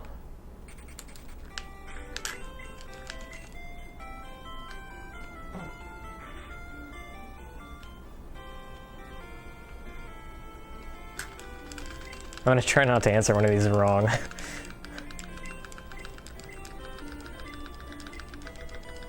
I really hate this gym. Like, these questions just drag on, and you have to sit through the same introduction to each question over and over. I believe you didn't have to sit through that in the remakes. I think it just went straight to the question. No, you did have to sit through it in the remakes. So what annoys me greatly is that they took out this whole, like, get it right and the door opens, blah, blah, blah. They took out that whole explanation. You didn't have to view it repeatedly in yellow. but they put it back in the remakes. Of course. I was thinking of yellow. I know they abbreviated it in one of the games. Yeah, it really annoys me that they took it out and then they put it back in. Like, why? Oh, the way they changed the gym in yellow, I believe, is you actually had to at least answer the questions. I don't believe the trainers would even fight you in yellow if you just talked to them. Oh. Interesting. If I remember correctly, but it's been... I think the last time I played yellow was when I was a kid. It might look like I'm answering yes to a lot of these that are obviously untrue, but I'm just pressing B, and that will answer no even if the curse is on yes. Stop walking into the wall.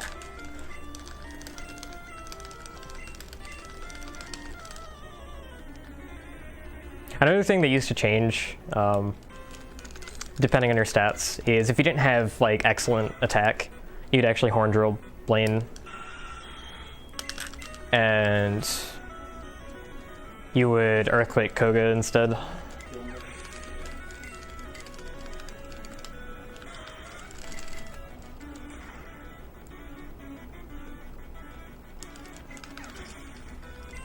Horn drilling Blaine is a little bit annoying because Growlithe will spam agility while you're trying to set up an X accuracy.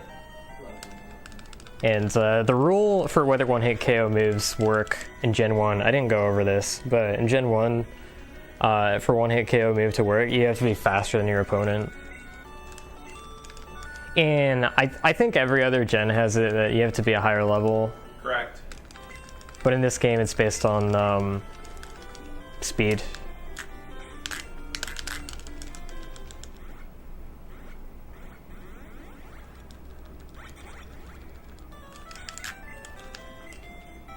So it's actually faster if you're digging out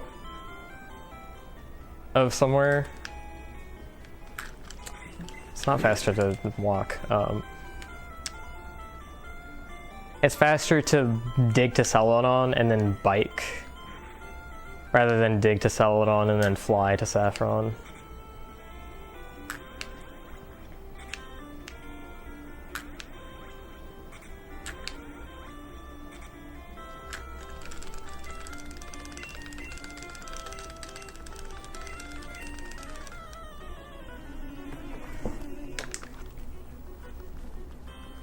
This fight used to be really scary if you didn't have very good speed.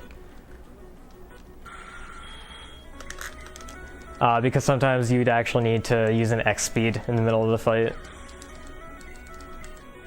The safest one to do that on is Mr. Mime, but he still has a 1 in 3 chance of using Confusion and killing you with that.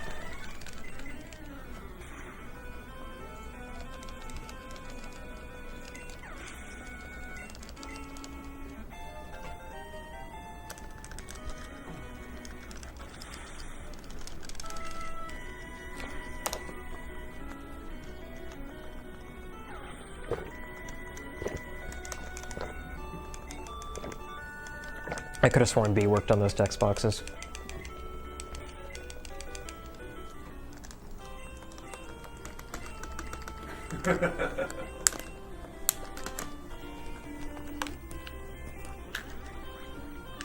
Oh, what am I doing? So I actually walk on a warp tile on purpose and dig from there, because if you do that, then it uses the warp tile animation to transport you, instead of the normal dig animation, which is faster.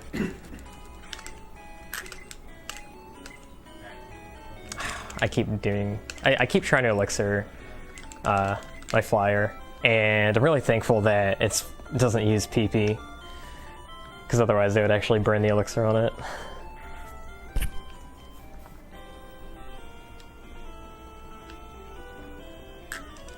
Also, I mentioned this a lot earlier, but I'll mention it again since I haven't mentioned it in a while, but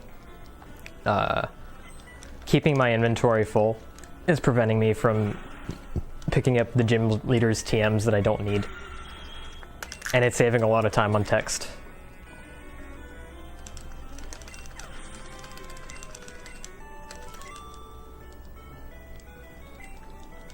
Alright, so this is the Karate King. He's pretty scary if you have red bar and you're on pace. Because basically these Machokes are only a 50-50 to die to Earthquake. And if they live, they can hit you with Karate Chop, and Karate Chop is a high crit rate move. 8 times the normal chance for a move to critical. Which is about 70% with Machoke's base speed. And Karate Chop critical will kill you in red bar. I don't have to worry about that because I'm not in red bar, which is kind of unfortunate, but it is scary if you are in that situation. That red bar is not going to last for any length of time. I'm going to pop out of it pretty much as soon as I gain a level.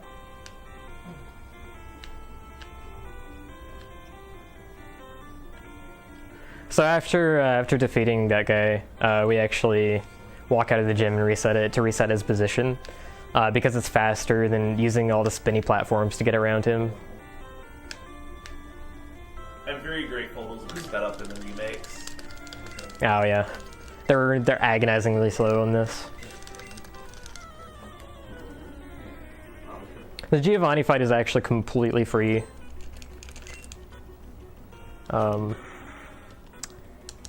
Most of these guys die in one hit to something. Rhydon doesn't die to one Ice Beam, but because of good AI, he's always going to try and use Fissure on me since it's a ground type move and I'm a poison type. And Fissure is a one-hit KO move, and because I'm faster than Rhydon, it won't do anything to me, so I can't lose this fight.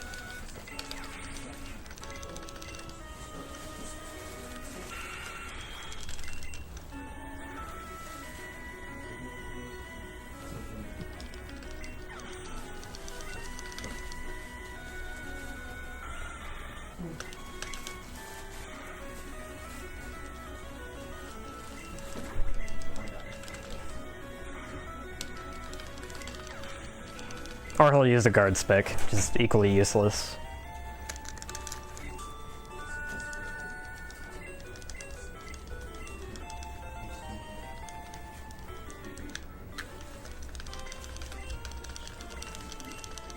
Supposed to prevent criticals, I believe? What is? Guard spec, I believe it's supposed to prevent criticals. No, guard spec prevents Guard spec prevents your stats from being lowered. Oh, it's missed, that's what it is. Yeah, it's missed.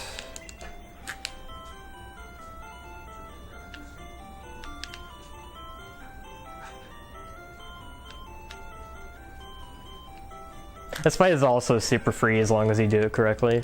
So my extra XP from Wheezing is actually gonna make this fight slightly slower. Normally I'd be able to use an X special and an X accuracy, and the X special would give me enough of a badge boost to outspeed Alakazam.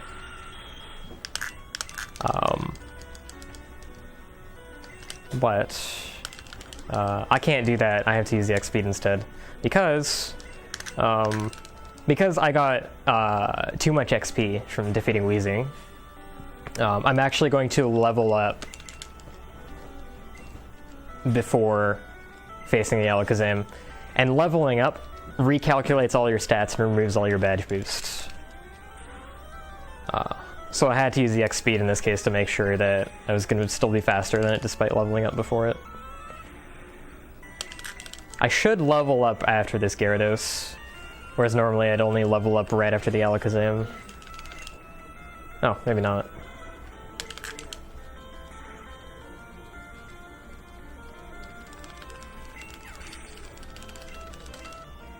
Oh, okay. I could have used the X special, I guess. I don't know. I could have sworn the Wheezing was going to give me too much XP. I guess I'm wrong.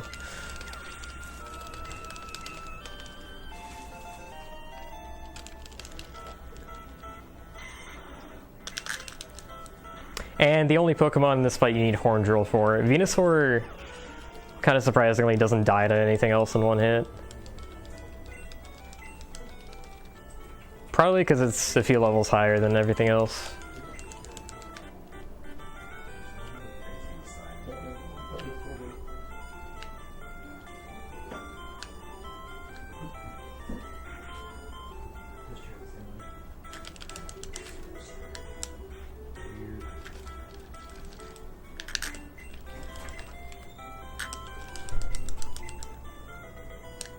I really hate what they did with this route in Gen 1. It's... I'm glad that in Gen 2 they just have the single check for all 8 badges instead of having to go through all this crap. I also believe in the remakes, doesn't the route music overwrite the bike music here? Oh my god, what am I doing? I'm trying to cut the water. It's a shame you don't get to hear the League music when you're on the bike, because it's really good. Yeah, you do get to hear it in yellow, and I guess the remakes as well. Yeah, I'm pretty sure the remakes as well. You're right, you do get to hear it. I don't really like the music in Fire Red and Leaf Green, so I'm appreciative of the fact that you still get to hear it in yellow.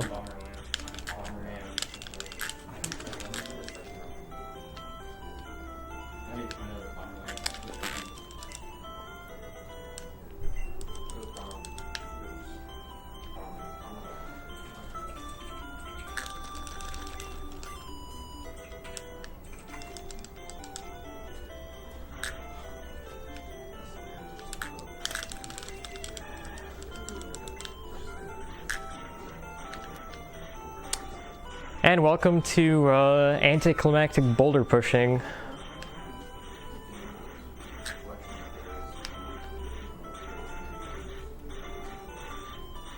I really did not like the way that this dragged out the end of the game, personally.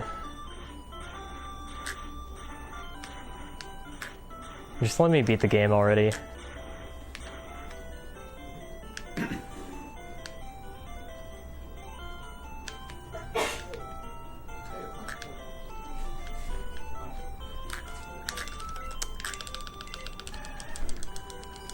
I'm gonna try not to hit any trainers here, but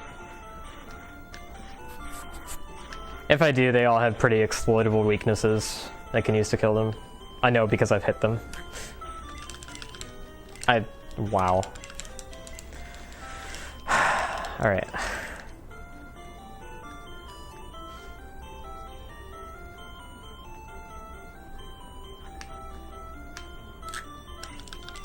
No. No.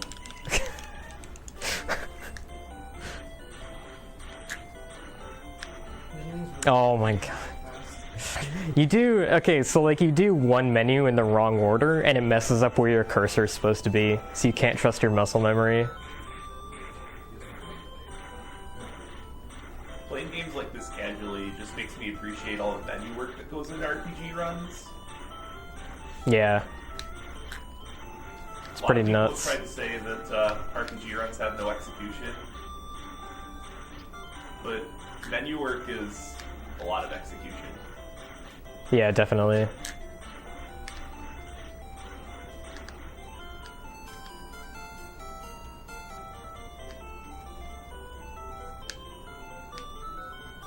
Can you send the dust in the opposite directions for us? I've never actually done it before, but I can try.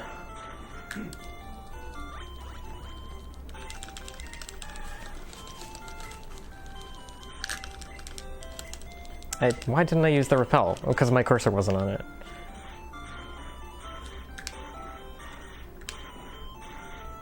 There we go. Nice.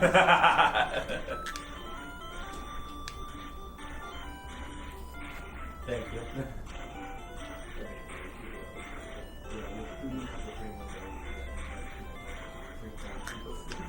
That's not a swag boulder. I have no idea what the frame window for it is, but it's like... I don't know, it's swag. Not much. It's not much.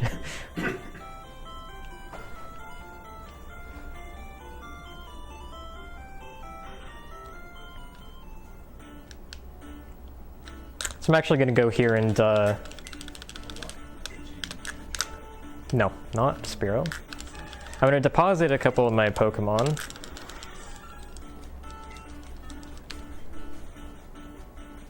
The reason for depositing Pokemon is that it speeds up the Hall of Fame cutscene. And the Hall of Fame cutscene actually counts towards time. It counted towards in-game time because the in-game time displayed after it was over. So it's obviously shorter for each, for the fewer Pokemon you have, the shorter it is. But the timing for real time also ends after that point as well. I guess I'll go into that after. What I'm going to do here is, so Lorelei has this weird quirk, or rather, her Dugong has this weird quirk, where turn 2 she'll always use rest. So what I do is I keep my flyer, and switch it in, so that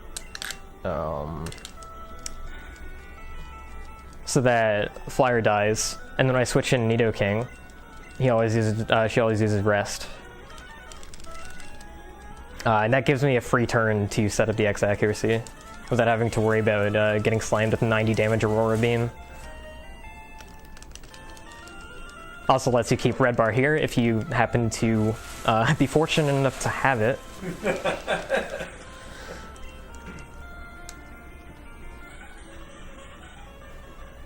That cry loses like 2 minutes.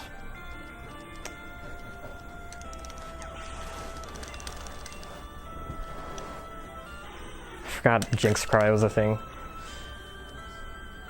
But because you use a horn drill on the Venusaur Viridian rival, you actually have one fewer than needed for this fight. So you Earthquake the weakest thing there, which is the Jinx.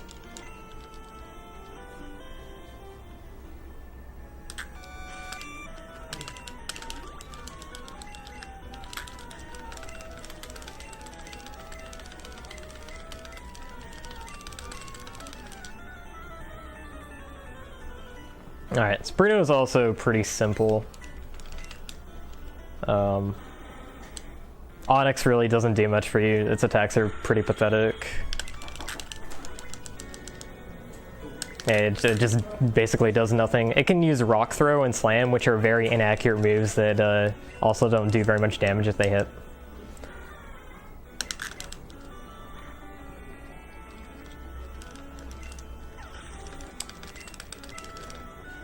After this, though, pretty much the trolliest fight in the game. It's not too bad to survive, but it can be bad if you're going for a good time.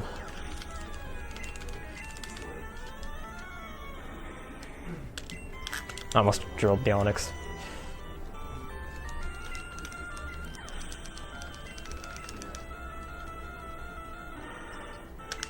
The main reason you don't just drill the Onyxes actually is that you get both the one-hit KO and the not very effective text from it, because Horn Drill is a normal type move.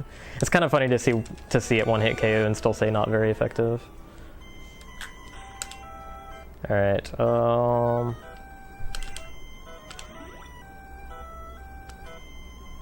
I probably should have full restored that, but oh well. I'll use it if I need to. So Agatha, you want to do some sort of setup on to be able to outspeed her Gengars. So that means so the first one is always going to get a turn, and it can do some pretty nasty stuff.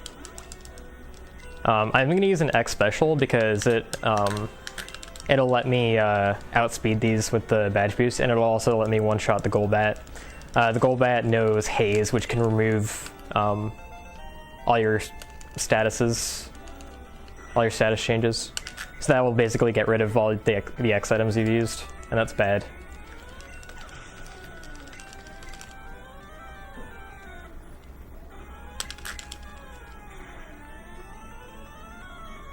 The Gengar also knows Nightshade, which does 56 damage.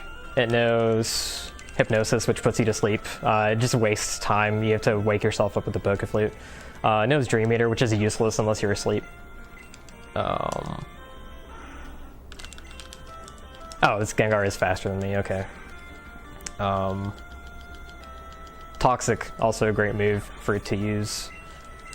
What you don't want to see is multiple Nightshades or Confuse Ray. If you get confused, you start hitting yourself. As fight, you basically not only do you hit yourself, you also lose your turn. The Pokemon doesn't die, so then it can do whatever it wants to you. That was pretty clean though. Yeah. Alright, what's my HP at?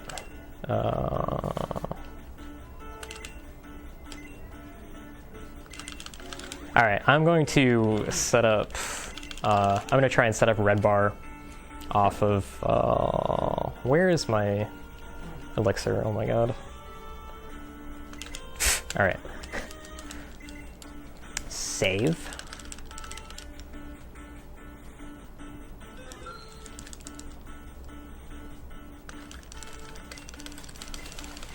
Alright, so the only way to take care of this Gyarados, I guess there are technically two ways, but the main way you're going to do it is you're going to use an X special so that Thunderbolt will kill it in one hit, and then it will hit you. You need the X special to survive the hit from Hydro Pump.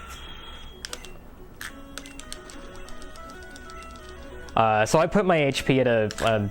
but it didn't hit me. I put my HP at a place where it's going to hit me into a red bar. That's not a very good red bar.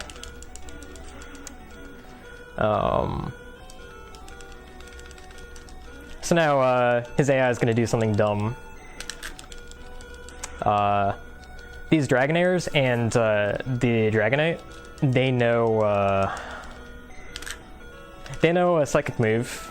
The Dragonairs know agility. Because they think agility is super effective against a poison type, they'll continually spam it and do nothing else. Great video game. Aerodactyl can kill you with any of its moves. It's got like all normal type stuff. But, Dragonite has barrier.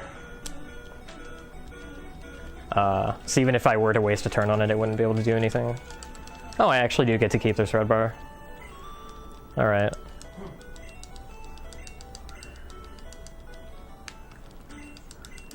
Alright, I'm gonna try and get like the standard risk champion fight where I don't heal and I try and keep red bar through the whole thing, so I guess I'm gonna save again.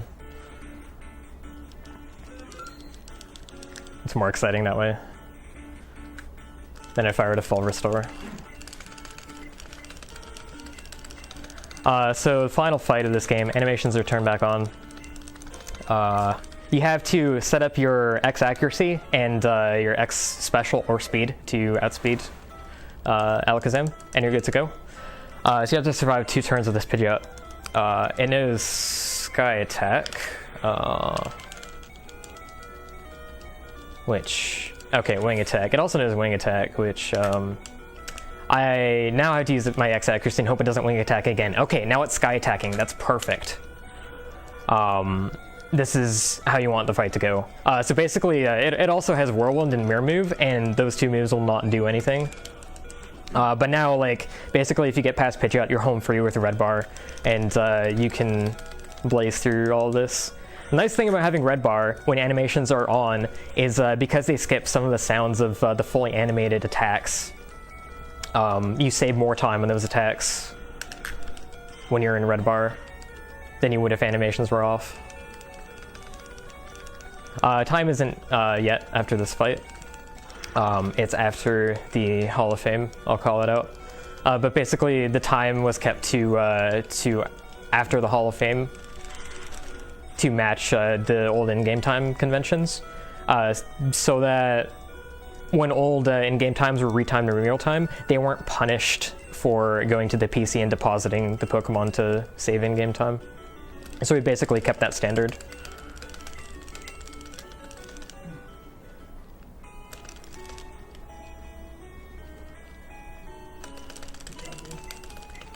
Thank you.